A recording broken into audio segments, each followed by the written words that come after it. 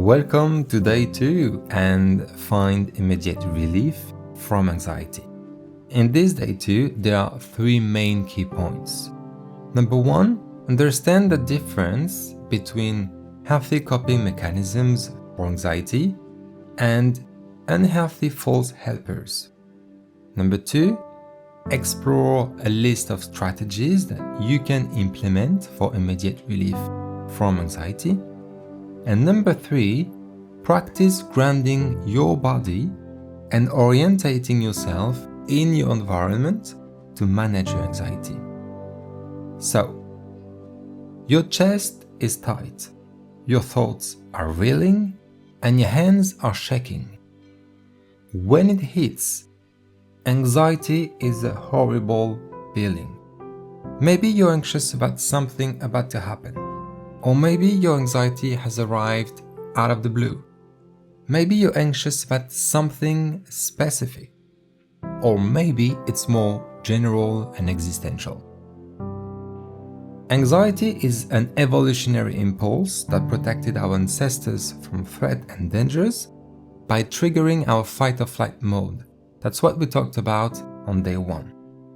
It was very useful in escaping from wild animals, but it's less useful in dealing with modern anxieties like relationships, workplace situations, or project deadlines.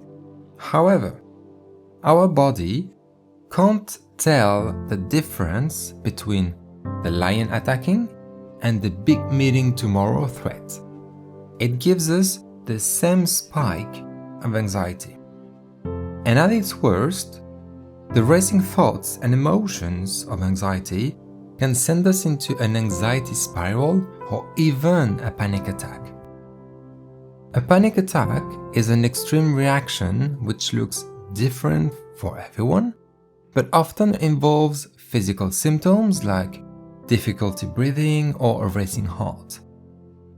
If you are experiencing panic attacks, please reach out to your general practitioner. I won't be able to help you in this course, unfortunately. Your body doesn't know how to stop anxiety, but you can learn to manage it. And in this lesson, you will learn how to soothe and calm yourself in the moment. Alright, so let's get started. Let's explore quick fixes, which are strategies to help you escape the anxiety spiral in just a few moments. They are easy to apply and help you manage anxiety in a healthy way. And it's important not to mix up quick fixes with false helpers, which might help you in the short term but can lead to long-term unhealthy patterns. So first, what are false helpers? False helpers are short-term distractions from your anxiety that ultimately lead to further anxiety or other negative results. These might be strategies that you have developed subconsciously or intuitively without much thought. Even though they might help in the moment, they are likely to have negative side effects further down the line. And they might even eventually make your anxiety worse. So, be on the lookout for false helpers like using nicotine, alcohol or drugs, numbing yourself with social media or Netflix, or overeating or relying on sugar burst. These false helpers might offer an element of instant gratification and even relief. Eating a chocolate bar, for example, could momentarily distract you or make you feel better. However, there are much healthier and more sustainable coping mechanisms. And it's better to look for quick fixes which offer fast and healthy reactions to anxiety. So, let's explore a few together. So if you're ready to explore some healthy quick fixes for anxiety, you can try 4 of these. Number 1, practice breathing exercises. Anxiety is physical. So responding on a physical level with a breathing exercise can be extremely helpful. Your breath has a direct impact on your vagus nerve, which activates our internal system of calm and relaxation. When you're anxious, your breathing can become quick and shallow, which may perpetuate feelings of fear and anxiety. And by deliberately changing your breathing to slow, deep breath, you can stimulate your body's relaxation response, leading to a decrease in stress and an increased feeling of calm. So to do this quick breathing exercise, you find a quiet, comfortable space and you sit or you lie down. Then you close your eyes, if you are comfortable, of course.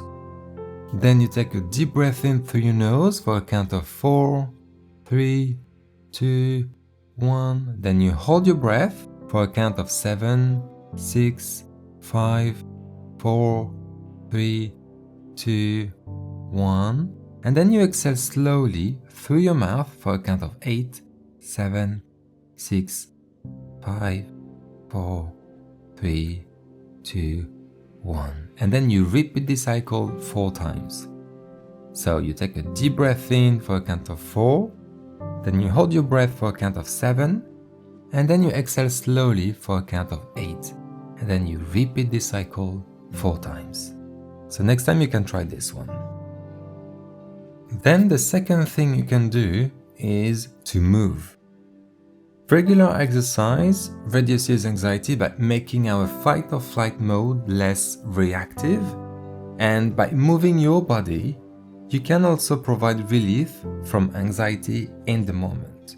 In the first place, it offers a distraction by making you concentrate on the movement of your limbs and the rhythm of your breathing, and it also activates the frontal region of your brain, which can take control and calm your amygdala, which is the fight or flight reacting system.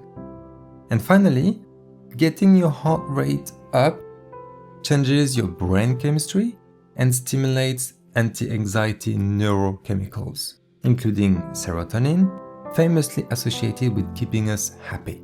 So, whether it's a 20-minute jog or a 3-minute dance break, making an effort to move can break your anxiety spiral. The third one is to distract yourself. Give your brain something else to fixate on. Some good distractions include taking a cold shower, listening to a podcast, cleaning, or even calling a friend. You could also make a list of some fun activities that you enjoy. Keep this list handy, and when you're anxious, you pick an easily accessible activity to focus on something other than your anxiety. And then the fourth one, wake up your senses. Are there scents or flavors that you find particularly calming? If so, use them to take your anxiety offline. For example, there are popular teas for soothing stress, including lavender, chamomile, passion flower, or even lemon balm. Then you have scents such as lavender, bergamot, patchouli, or geranium are often used to calm anxiety symptoms. So experiment to see which of these scents and flavors help you. In the next exercise, you can try out yet another strategy to activate your sense. And I call it ground your mind and body. Anxiety is deeply rooted in the body, like I've been saying for the last 2 days, and if you fixate on your body, it can often turn into a panic spiral. For example, I'm feeling anxious, your body is reacting, now you're even more anxious. So let's practice grounding your body without focusing on it too much. And this helps you deal with your anxiety without feeding it. You can do this exercise whether you are anxious or not, it's good practice, but it will be particularly helpful in moments of anxiety, so feel free to return to it, alright? You're gonna ask yourself 4 questions. What are 4 things you can see right now? Then, what are 4 things you can hear right now? Then, what are 2 things you can smell right now? And lastly, what are 4 things you can feel right now?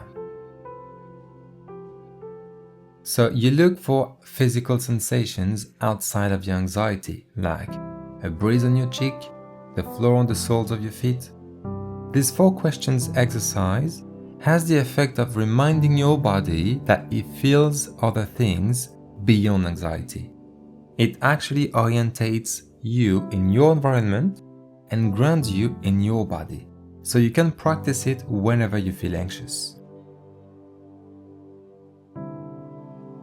Alright, so as we wrap up day 2, take a moment to reflect on the quick fixes that you've learned for immediate relief from anxiety. And remember, these strategies are meant to help you in moments of heightened anxiousness. Now, as we transition into day 3 of this course, we will be focusing on long-term strategies to prevent and manage your anxiety. So, get ready to explore methods that you can incorporate into your daily life for a more peaceful and anxiety-free existence. Also, feel free to share how was your experience practicing some of these techniques. I'd be honored to read your comments in the section of this episode. I'll see you in day 3.